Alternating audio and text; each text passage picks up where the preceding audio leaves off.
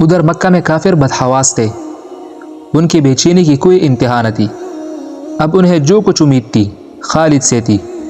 ان کا خیال تھا کہ خالد حملے میں کامیاب ہو جائیں گے تب ہی جان بچ سکتی ہے، آبرو بھی اسی وقت باقی رہ سکتی ہے، ورنہ پھر تباہی ہے، ہمیشہ کی بے عزتی اور رسوائی ہے۔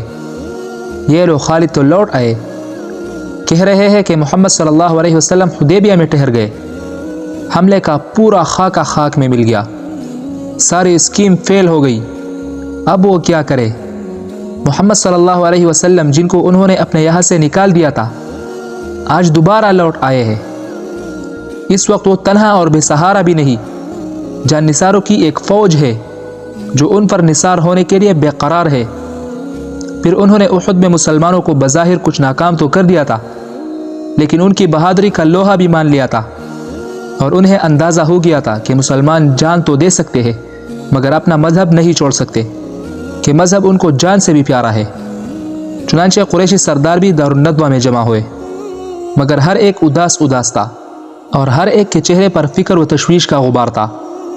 مسلمان اگر مکہ میں گھس آئے تو قریش کی داغ اگڑ جائے گی اور دوسروں کی نگاہ میں ان کا وزن گھٹ جائے گا۔ یہ سوچ کر ان کی غیرت کو ابال آیا، اور انہوں نے قسم کھائی جب تک جان میں جان ہے محمد صلی اللہ علیہ وسلم کا مکہ میں قدم رکھنا ناممکن ہے۔ مگر پھر سب سر جوڑ کے بیٹھ گئے اور آپس میں مشورہ کرنے لگے کہ کیا کیا جائے۔ محمد صلی اللہ علیہ وسلم مکہ کے باہر سے ہمیں دھمکی دے رہا ہے، قریش میں بھی اس کے بہت سے یار و مددگار ہیں جو اس کو سچا نبی مانتے ہیں، اور یہ تو ہمارے لیے آستین کے سانپ ہے۔ اگر مسلمانوں سے جنگ چڑھ گئی تو دوست بن کر ڈسیں گے۔ ایک بولا محمد صلی اللہ علیہ وسلم کہتے ہیں کہ ہم لڑنے نہیں آئے ہیں، اگر ایسا ہے تو ہمیں چاہیے کہ ان سے نرمی سے پیش آئے اور کسی طرح سمجھا بجھا کر واپس کر دے۔ اب اگر ان کی نیت خراب ہوئی اور انہوں نے لڑائی کی آگ بھڑکانی ہی چاہی تو ہم بھاگنے والے کب ہیں؟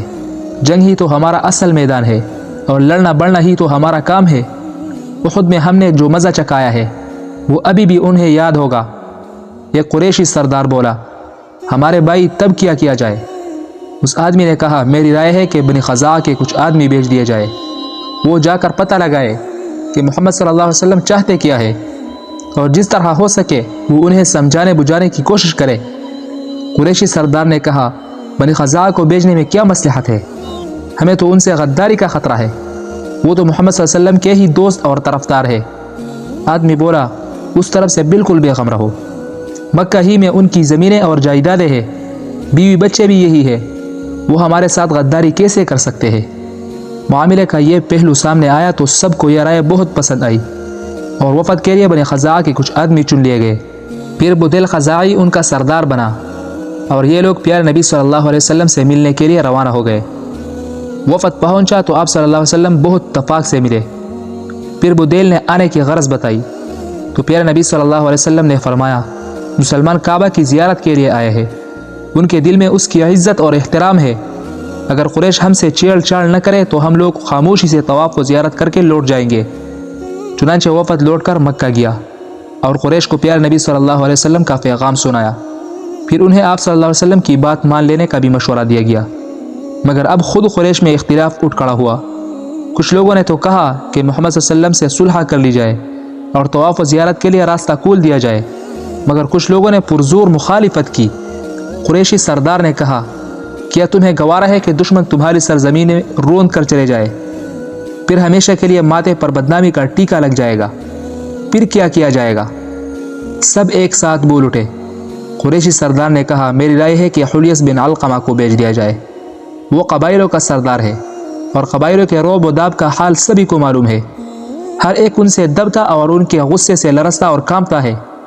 اگر اس سے بات بن گئی اور محمد صلی اللہ علیہ وسلم واپس چلے گئے تو ہم کو سکون مل جائے گا اور اتنی بڑی مصیبت سے جان چھوٹ جائے گی، اور اگر محمد صلی اللہ علیہ وسلم نے اس کی بات ٹکرا دی تو اس سے جوش آ جائے گا اور پھر وہ ہمارے ساتھ ہو جائے گا اور ہماری صفوں میں ہو کر لڑے گا۔ چنانچہ حلیس اپنے مخصوص ساتھیوں کے ساتھ مسلمانوں کی طرف چلا۔ پیارے نبی صلی اللہ علیہ وسلم نے دیکھا تو فرمایا، دیکھو وہ حلیس آ رہا ہے، اس کی قوم قربانی کی بڑی شوقین ہے، جانوروں کو اس کی طرف ہنکا دو کہ یہ انہیں اپنی آنکھوں سے دیکھ لے اور اسے یقین ہو جائے کہ ہم طواف و زیارت کے لیے آئے ہیں، غرض گری کے لیے نہیں آئے ہیں۔ چنانچہ مسلمان لبیک کہتے ہوئے اس کے استقبال کو بڑھے اور قربانی کے جانوروں کو اس کے سامنے ہنکا دیا۔ اس نے دیکھا کہ اونٹوں کا ایک سیلاب آ رہا ہے، گردنوں میں لوہے کے نال بھی لگے ہیں اور نال کو زیادہ دن گزر جانے سے گردن کے اون بھی جڑ گئے ہیں۔ ظلم و ناانصافی کا یہ دردناک منظر اس سے نہ دیکھا گیا اور بے اختیار اس کی آنکھوں میں آنسو آ گئے۔ غم و غصے کا یہ عالم تھا کہ وہ پیارے نبی صلی اللہ علیہ وسلم سے ملا بھی نہیں، بلکہ سیدھا لوٹ کر وہ مکہ گیا اور قریش سے کہا، خدا کی قسم ہم نے تم سے اس بات پر معاہدہ نہیں کیا ہے، اللہ کے گھر سے اس کو روک رہے ہو جو اس کی تعظیم کے لیے آیا ہے۔ عرب کے سارے قبیلے تو کعبہ کا حج کرے اور عبد المطلب کا بیٹا اس سے محروم رہے، خاندانی بڑائی میں بھی تو وہ کسی سے کم نہیں۔ اگر تم نے محمد صلی اللہ علیہ وسلم کو کعبہ سے روکا تو جان لو سارے قبائلوں کو لے کر میں الگ ہو جاؤں گا اور پھر محمد صلی اللہ علیہ وسلم کی طرف سے تم سے جنگ کروں گا۔ قریشی سردار کی تدبیر ناکام ہو کر رہ گئی۔ اس نے سوچا کچھ اور تھا اور ہو گیا کچھ اور، لیکن وہ پھر ایک چال چلا۔ وہ حلیس کو مناتے ہوئے بولا، بھائی یہ ہم لوگوں کا معاملہ ہے، اسے ہم پر ہی چھوڑ دو، ہم لوگ کوئی ایسی بات طے کر لیں گے جس میں سب کا بھلا ہوگا۔ اس پر حلیس تیار ہو گیا اور اس نے وعدہ کر لیا کہ ان کے اس معاملے میں کوئی دخل نہ دے گا۔ اس طرح قریش کو قبائلوں کی طرف سے اطمینان ہو گیا اور اب انہوں نے 50 بہادروں کو بھیجا کہ رات میں مسلمانوں پر حملہ کر دے۔ چنانچہ وہ لوگ رات کے اندھیرے میں حدیبیہ چلے، مگر مسلمانوں کے خیمے تک پہنچے بھی نہ تھے کہ ہر طرف سے گھیر لیے گئے اور اب وہ گرفتار ہو کر پیارے نبی صلی اللہ علیہ وسلم کے پاس جا رہے تھے۔ پیارے نبی صلی اللہ علیہ وسلم خیمے سے باہر تشریف لائے، دیکھا تو وہ خوف سے تر تر کانپ رہے تھے۔ فرمایا، اب تمہارے میں کیا چیز روک بن سکتی ہے جبکہ تم نے ہی شرارت میں پہل بھی کی ہے۔ دشمنوں نے کہا، آپ صلی اللہ علیہ وسلم کی بردباری، آپ صلی اللہ علیہ وسلم کی رحمدلی اور مہربانی۔ آپ صلی اللہ علیہ وسلم نے فرمایا، میں نے تمہیں معاف کر دیا، اب لوٹ کر اپنی قوم میں جاؤ اور ان سے کہو محمد صلی اللہ علیہ وسلم خون خرابہ کے لیے نہیں آئے ہیں، شاید ان کو ہوش آ جائے۔ چنانچہ وہ لوٹ کر اپنی قوم میں گئے، لیکن پیارے نبی صلی اللہ علیہ وسلم نے انہیں جو اطمینان دلایا تھا اس پر انہیں ذرا بھی اطمینان نہ تھا۔ اس کے برعکس انہیں یقین تھا کہ اب پوری قوم کی شامت آئے گی، کیونکہ ان کی سمجھ میں ہی نہیں آ رہا تھا کہ اتنا بڑا جرم بھی معاف ہو سکتا ہے۔ اس کے بعد آپ صلی اللہ علیہ وسلم نے حضرت عثمان رضی اللہ تعالیٰ عنہ کو بھیجا کہ قریشی سرداروں سے ملے اور ان سے کوئی بات طے کرے۔ مکہ میں حضرت عثمان رضی اللہ تعالیٰ عنہ کے چچیرے بھائی بھی تھے جن کا نام تھا ابان بن سعید۔ حضرت عثمان رضی اللہ تعالیٰ عنہ انہی کی حمایت میں گئے۔ وہاں قریش کو پیارے نبی صلی اللہ علیہ وسلم کا پیغام سنایا اور کہا، اب دو ہی شکلیں ہیں، یا تو طواف کا موقع دو یا جنگ کے لیے تیار ہو جاؤ۔ قریش نے کہا، تم طواف کر لو، صرف تمہارے ساتھ ہم یہ رعایت کر سکتے ہیں، ورنہ اور مسلمانوں کو تو ویسے ہی واپس جانا ہوگا۔ حضرت عثمان رضی اللہ تعالیٰ عنہ اس پر کیسے تیار ہو سکتے تھے؟ انہوں نے کہا، یہ قیامت تک نہ ہوگا، تمہیں سارے مسلمانوں کو طواف کا موقع دینا ہوگا۔ وہ بولے، خیر تمہاری خوشی، ہاں یہ بھی جان لو کہ اب تم ہمارے قیدی ہو اور اب یہاں سے تم واپس نہیں جا سکتے۔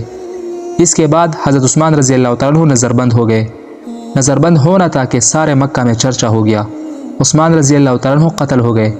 یہ افواہ مسلمانوں کے بھی کانوں میں پہنچی، چنانچہ وہ جوش سے بے تاب ہو گئے۔ آپ صلی اللہ علیہ وسلم نے فرمایا، عثمان رضی اللہ تعالیٰ عنہ کا بدلہ لینا فرض ہے۔ یہ کہہ کر آپ صلی اللہ علیہ وسلم ببول کے ایک درخت کے نیچے بیٹھ گئے۔ پھر سارے مسلمانوں نے جان کی بازی لگا دینے کا عہد کیا۔ سب سے پہلے ابو سنان اسدی رضی اللہ تعالیٰ عنہ آگے بڑھے اور دستی مبارک پر بیعت کی۔